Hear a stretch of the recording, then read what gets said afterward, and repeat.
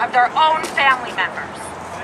Most have lost everything: their home, their jobs, their money, their health, everything but the physical and psychological scars of torture and a will to survive.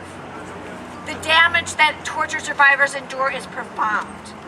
Surviving torture can mean permanent pain, disfigurement, traumatic scars, and physical disability. It can also mean severe psychological conditions such as post-traumatic stress disorder, recurring nightmares and flashbacks, neurovegetative symptoms, and major depression. And for many, it is the destruction of their families and their livelihood. Torture, in other words, destroys lives. It is as simple as that.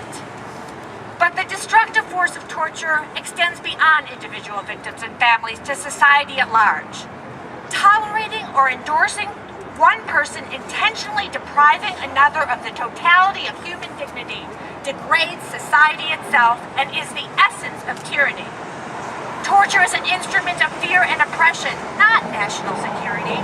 It is an ineffective interrogation device, harms the torturer as well as the victim, and is inconsistent with our deepest political values. Torture is the most flagrant denial of man's humanity. It is the ultimate corruption. But the best measure of torture's cruelty may be the extraordinary efforts required to restore even the most basic level of physical and emotional health to torture survivors. Efforts that we engage in daily at the Program for Torture Victims, to restore dignity, to rebuild lives. The harrowing recovery of survivors, for those who do recover, is one of the most powerful indictments against the use of torture. Survivors like Hector from Colombia, survivors like Maria from El Salvador. Abdullah, one of our clients from the Ivory Coast, watched as his wife and family were killed and tortured in front of him. Abdullah put it best. Torture, he said, has no place in civilized nations. I hope that one day everyone, regardless of their political beliefs, will see that this is true. So let's begin at home. Let's put an end to Guantanamo. Let's put an end to torture. And let's make the United States a beacon of hope for the world and for all of humanity. Thank you. Thank you.